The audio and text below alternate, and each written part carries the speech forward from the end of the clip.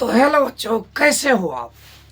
तो आज है लेक्चर नंबर 3, जो कि क्लास 10 का फिजिक्स का चैप्टर नंबर 1 है। तो चलिए, आपको जिसका इंतजार था वो पढ़ाने वाले हैं, जिस टॉपिक का नाम है प्रकाश का परावर्तन।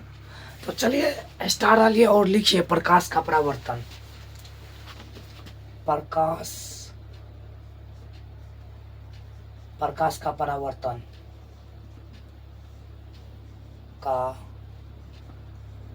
परावर्तन। अब प्रकाश का परावर्तन किसे कहते हैं, और अच्छा टॉपिक है। इस चैप्टर में पढ़ने में जो भी पढ़ता है अर्थात यही लॉ के लिए पढ़ता है, और ये लॉ अपने आप में बहुत ही मस्त है और अच्छा है। तो चलिए अब आगे की ओर लिखते हैं प्रकाश का परावर्तन, और इससे ढेर सारा न्यूमेरिकल्स भी बनता है, और तो इसलिए इम्पोर्टेंट है। तो चलिए पढ़ते हैं प्रकाश का परावर्तन किसे कहते हैं, और बोर्ड एग्जाम के लिए भी अच्छा है इसका नियम। ठीक है, तो प्रकाश का परावर्तन किसे कहते हैं, जब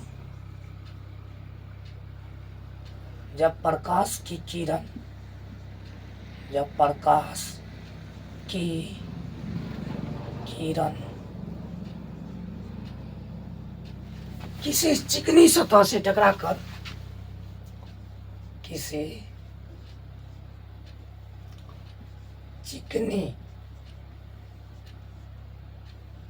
चिकनी या चमकीली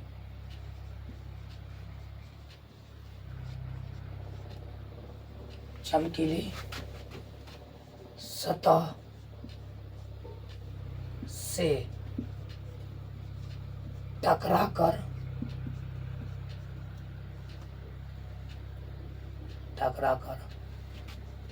पुनः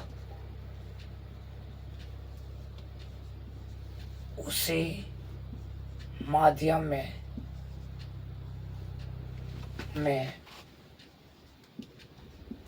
लौट जाती है।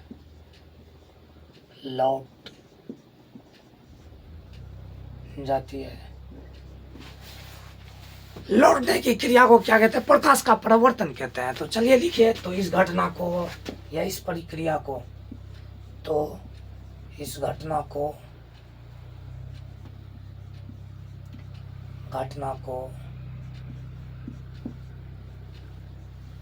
प्रकाश का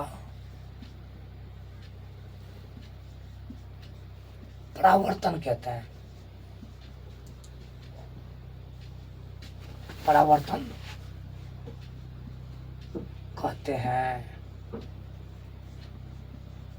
प्रकाश का परावर्तन कहते हैं। और देखिए, चिकनी सतह, या तो दर्पण ले लीजिए या कोई भी चिकनी सतह। चलिए एक मिरर लेते हैं, चिकनी सतह मान लीजिए ये एक दर्पण है। ठीक है, ये एक दर्पण है।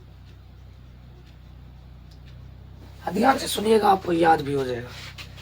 मान लीजिए M N एक क्या है, मिरर है, दर्पण है। अब कौन दर्पण है वो चीज़ छोड़ दीजिए, आप दर्पण पढ़ाएंगे तो आप पढ़ लीजिएगा दर्पण क्या चीज़ होती है, दर्पण कितने प्रकार का होता है, उसका प्रकार। तो चलिए, तो पहले आप समझिए, तो M N एक दर्पण है।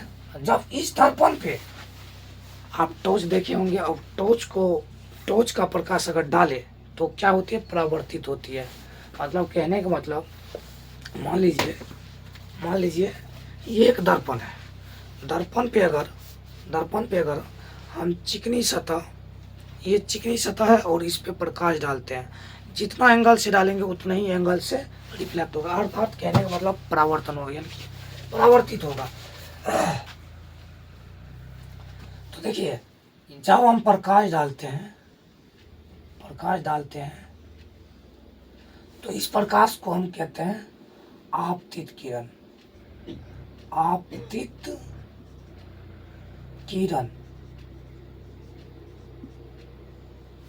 इस आपतित किरण जिस बिंदु पे से टकरा कर, यानी कि वापस लौट जाता है, दूसरे माध्यम में यानी कि उसी माध्यम में लौट जाता है, तो इसको कहते हैं आपतन बिंदु।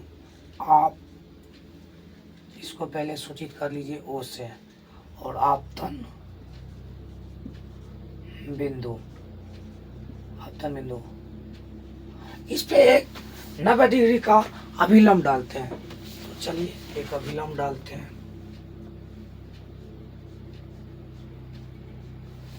और परावर्तित कर देते हैं। तो आपका रहा ये आपतित किरण, ये रहा आपका परावर्तित किरण। परावर्तित किरण, आपतित किरण, परावर्तित किरण।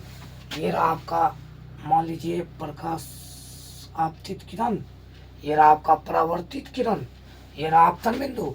अब ये रहा नॉर्मल यानी कि अभिलंब, नॉर्मल अभिलंब।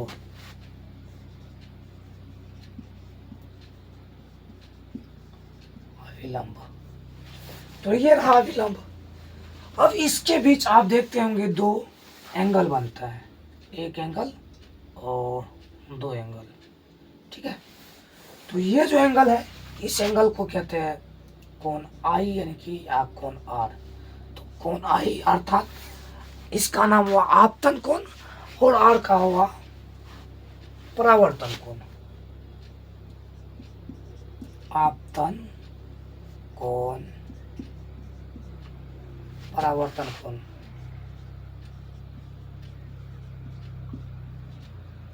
कोण, आपतन कोण और परावर्तन कोण।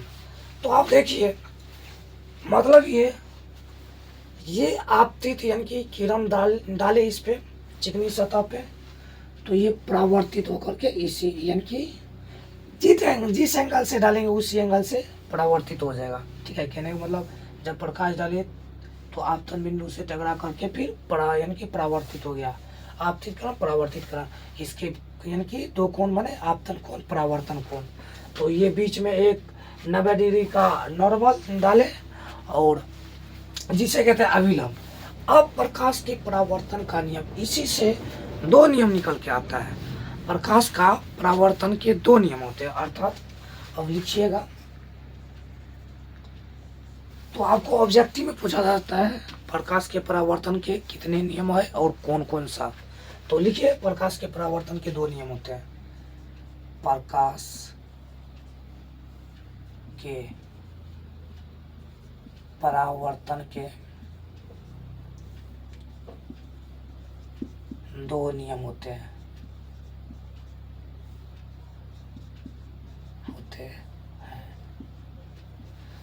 अब कौन कौन सा, तो पहला नियम लिखिए, आपतित किरण, परावर्तित किरण तथा आपतन बिंदु पर खींचा गया लंब, तीनों एक ही तल में यानी कि एक ही तल में या समतल बोल दीजिए, तो एक ही तल में होता है।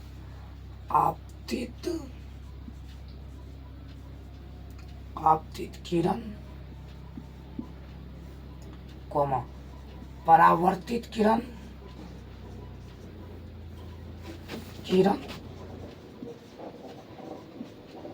तथा आपतन बिंदु पर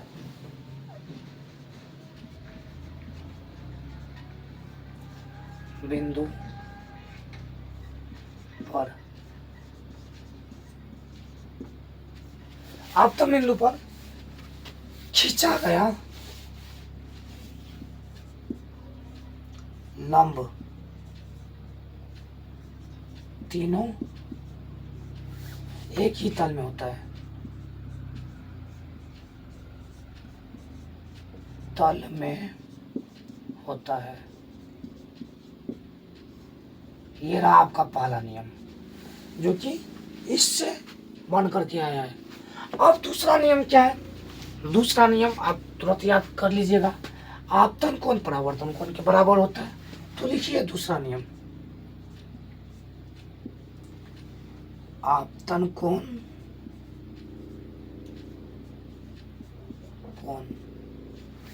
परावर्तन कोण के बराबर होता है।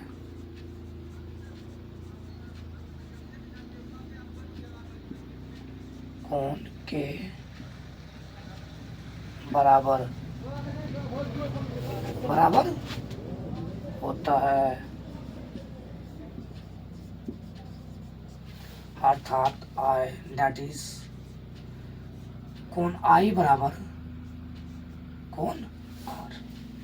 तो ये रहा प्रकाश का परावर्तन का नियम और प्रकाश का परावर्तन। तो आप इसे नोट कर लीजिए अच्छे से, और इसके बाद का टॉपिक है प्रतिबिंब, तो नोट कर लीजिए।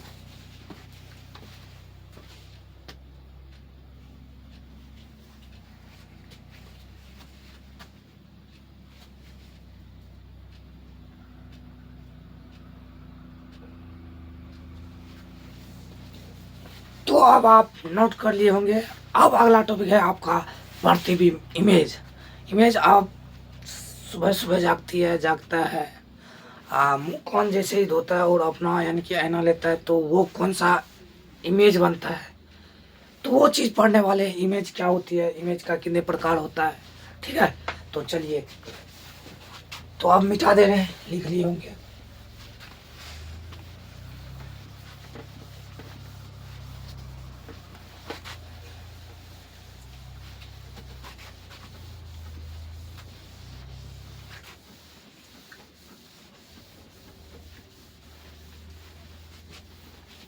तो अब प्रतिबिंब क्या होती है, प्रतिबिंब, तो स्टार डालिए और लिखिए इमेज प्रतिबिंब। इमेज में प्रतिबिंब, प्रतिबिंब,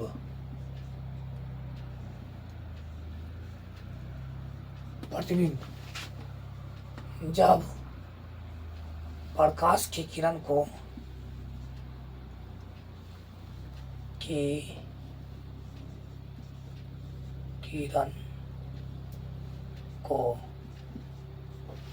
जब प्रकाश की किरण को दर्पण से टकराकर या परावर्तन होकर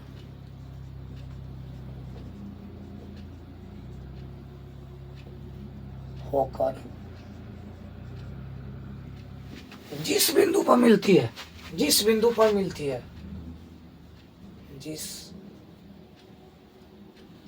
बिंदु पर मिलती है पर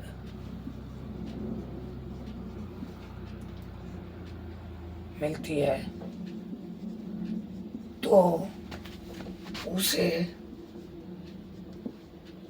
उसे क्या कहते हैं, तो उसे प्रतिबिंब कहते हैं, इमेज कहते हैं,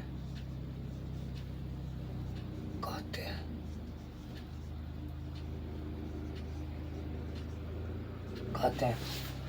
अब इमेज दो प्रकार की होती है, एक तो वास्तविक और काल्पनिक।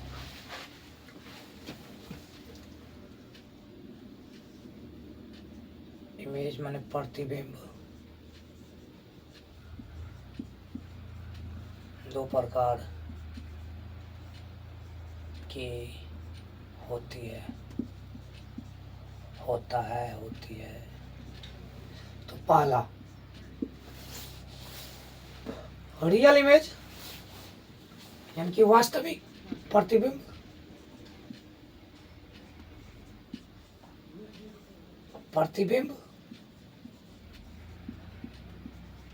दूसरा हुआ आपका काल्पनिक प्रतिबिंब, काल्पनिक प्रतिबिंब, काल्पनिक या इसी को आभासी प्रतिबिंब भी कहते हैं, आभासी, इसका दूसरा नाम हुआ आभासी प्रतिबिंब।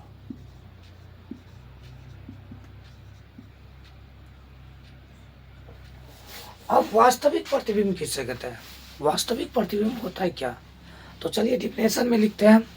वास्तविक प्रतिबिंब,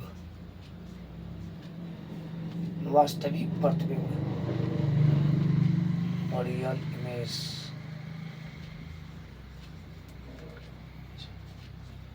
अब आप यहाँ पे लिख लीजिएगा वास्तविक इमेज नहीं तो लिखना हो तो लिख लीजिए।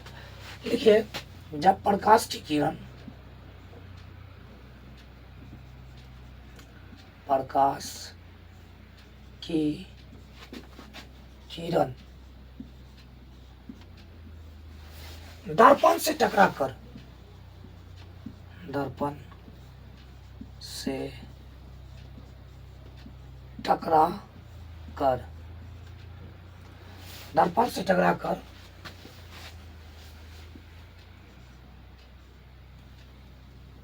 टकराकर किसी बिंदु पर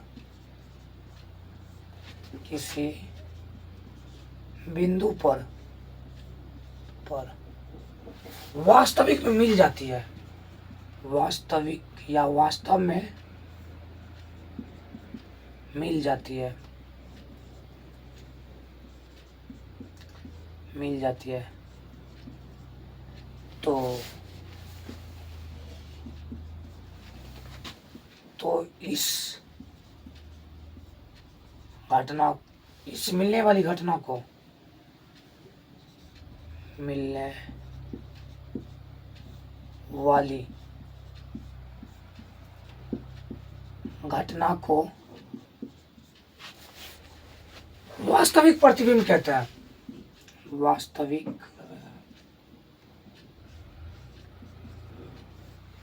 प्रतिबिंब कहते हैं।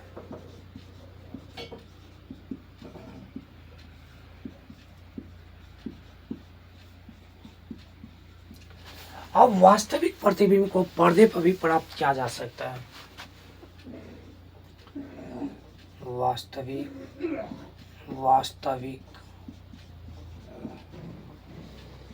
प्रतिबिंब को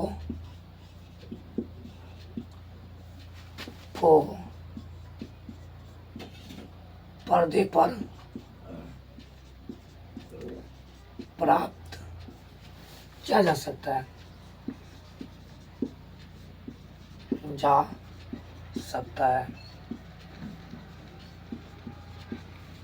दूसरी बात, वास्तविक प्रतिबिंब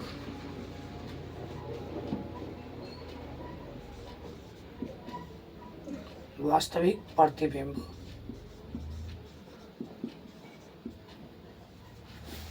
प्रतिबिंब वस्तु की अपेक्षा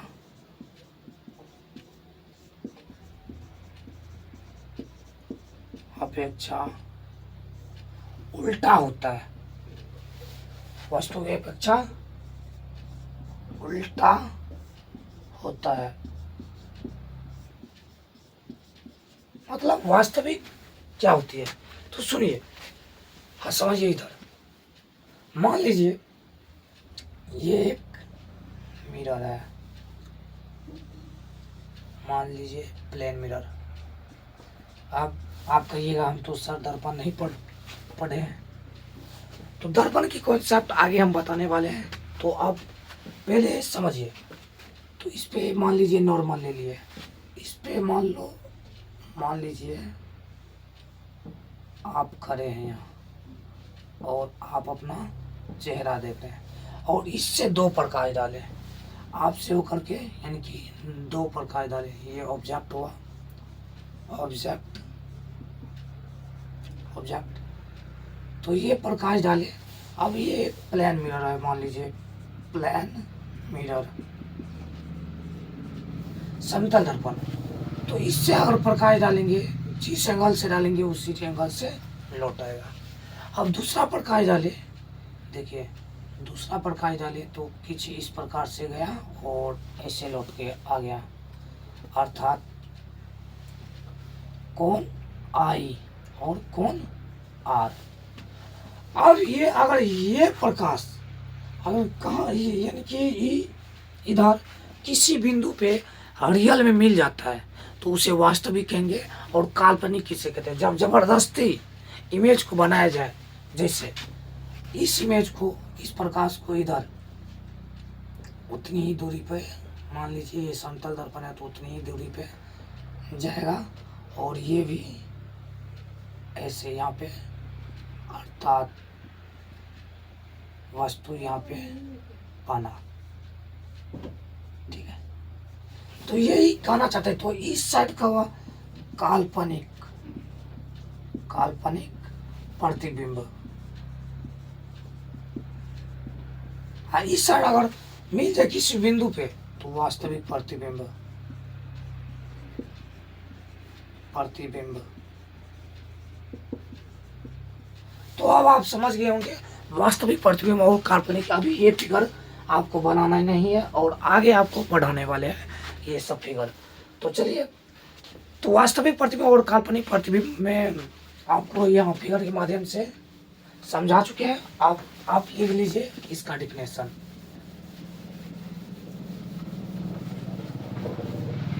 रियल इमेज और वर्चुअल इमेज यानी कि काल्पनिक इमेज, प्रतिबिंब,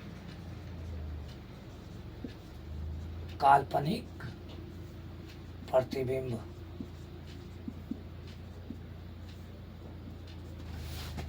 जब प्रकाश की किरण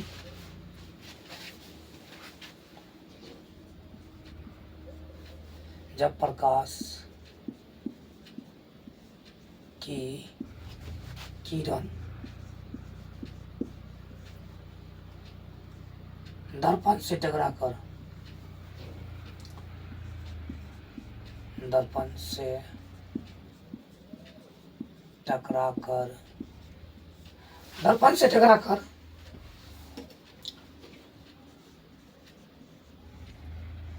जिस माध्यम से आती है, जिस माध्यम से आती है उसे क्या कहते हैं? मीडियम में, यानी कि मीडियम में माध्यम से आती है उसे यानी कि वर्चुअल यानी कि काल्पनिक या आभासी प्रतिबिंब कहते हैं, काल्पनिक प्रतिबिंब कहते हैं।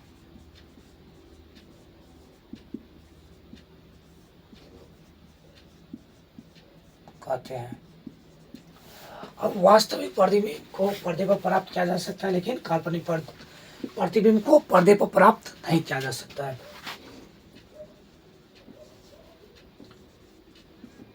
काल्पनिक प्रतिबिंब को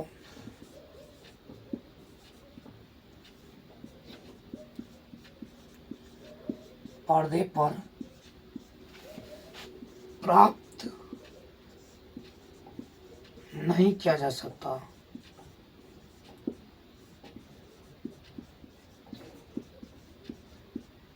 दूसरी बात, काल्पनिक प्रतिबिंब, काल्पनिक प्रतिबिंब वस्तु की अपेक्षा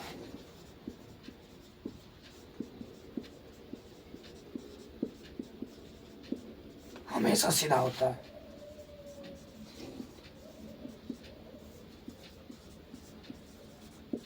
सीधा होता है।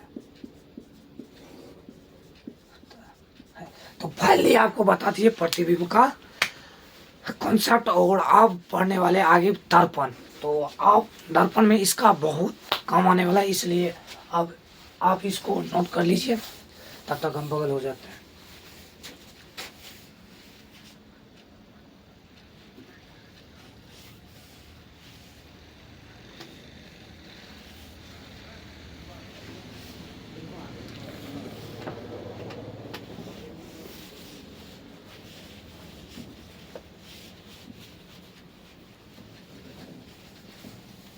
तो अब आप लिख लिए होंगे। अब आपको लिखाते हैं दर्पण। अगला कॉन्सेप्ट है आपका दर्पण। दर्पण किसे कहते हैं? जब चिकनी सतह, और दर्पण किस चीज से बनता है? तो कांच होता है और सिल्वर नाइट्रेट होता है, यानी कि चांदी की परत भी बिठाई जाती है। वैसे हम समझाते हैं आपको।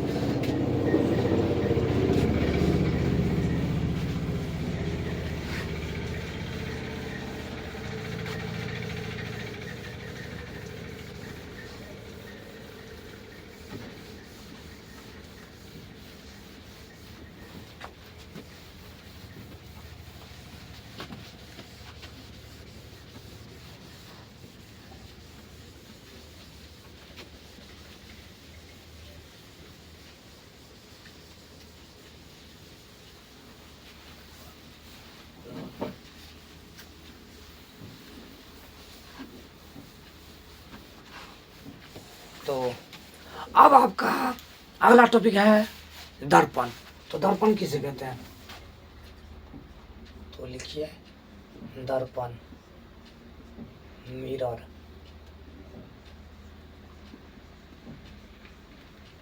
मिरर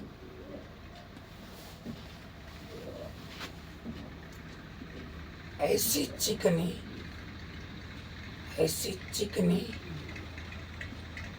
चिकनी एवं पॉलिशदार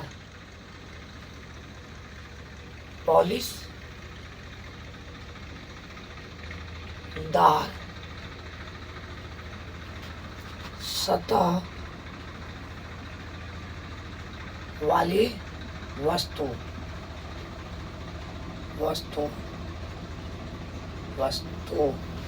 जिससे प्रकाश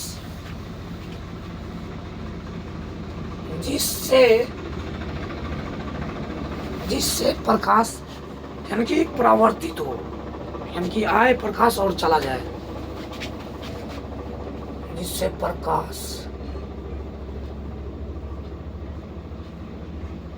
परावर्तित हो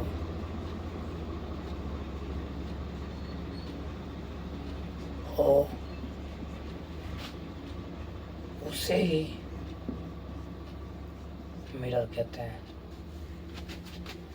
दर्पण कहते हैं,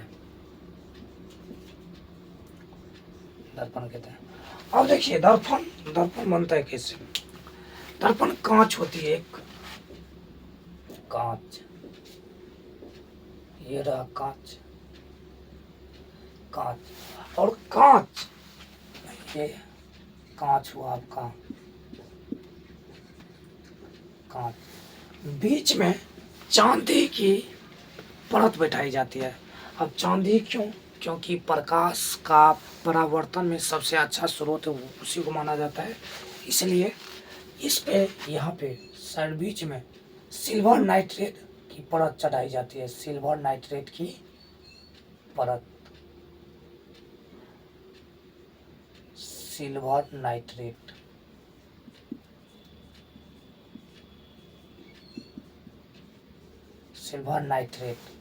सिल्वर नाइट्रेट की परत, लेयर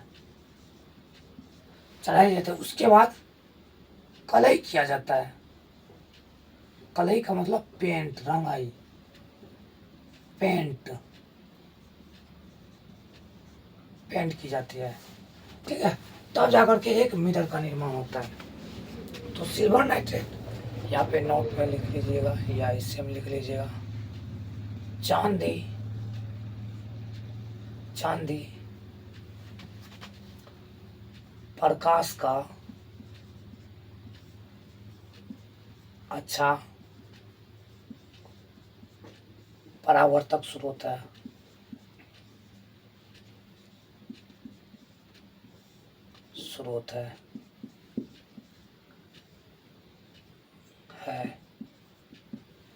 इसलिए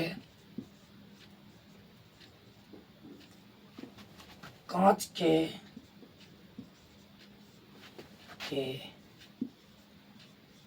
बीच में सिल्वर नाइट्रेट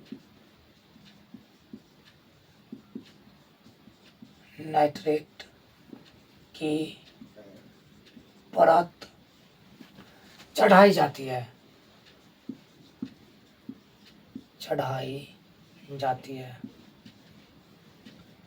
सिल्वर नाइट्रेट। उसके बाद पेंट किया जाता है, पेंट, तब एक मिरर का निर्माण होता है। अब मिरर कितने प्रकार का होता है? तो मिरर आपका 2 प्रकार का होता है।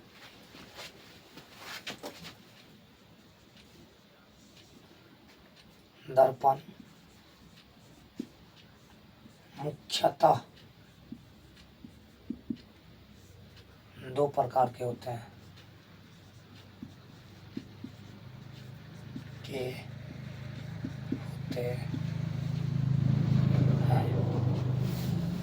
अब कौन कौन सा? तो कितना बच्चा बोलेगा उत्तल और अवतल, तो नहीं। तो आपका पहला है समतल, समतल दर्पण, समतल दर्पण, समतल दर्पण, प्लेन मिरर। और दूसरा वो आपका गोलीय दर्पण, गोलीय दर्पण, गोलीय दर्पण। अब गोलीय दर्पण कितने प्रकार, गोलीय दर्पण भी दो प्रकार के होते हैं, टू टाइप्स।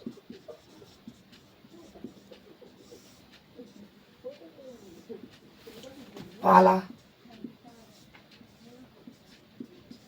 उत्तल दर्पण, दूसरा अवतल दर्पण। अब उत्तल दर्पण भी 3 प्रकार के और अवतल दर्पण भी 3 प्रकार के। लेकिन आज क्लास हम यहीं तक समाप्त करते हैं। लॉन्ग वीडियो ज़्यादा बन जाने के फलस्वरूप वीडियो अपलोड करने में दिक्कत हो जाती है, इसलिए आधा घंटा 30 मिनट बहुत हो गया, 30 मिनट लगभग 35 मिनट। तो अब आप नोट कर लीजिए, आपका नेक्स्ट वीडियो अपलोड कल कर दिया जाएगा।